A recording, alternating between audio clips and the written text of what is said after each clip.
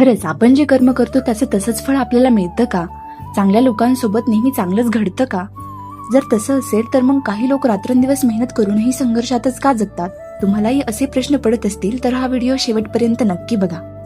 श्रीमद भगवद्गीतेत श्रीकृष्ण म्हणतात, कर्माचं फळ लगेच मिळत नाही आणि नेहमी तुमच्या अपेक्षेप्रमाणे मिळेल असंही नाही.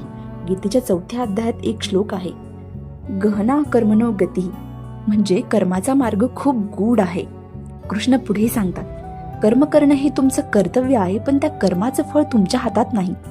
जे लोक असं मानतात की मी काम केलं की लगेच मला फळ मिळालंच पाहिजे, ते सर्वात मोठ्या भ्रमात जगत आहेत. जसं आजच्या भाषेत म्हणायला गेलं तर डेलुलू. श्रीकृष्ण पुढे सांगतात, जो फळाची चिंता न करता फक्त कर्म करतो त्यालाच खरी शांतता आणि यश मिळतं.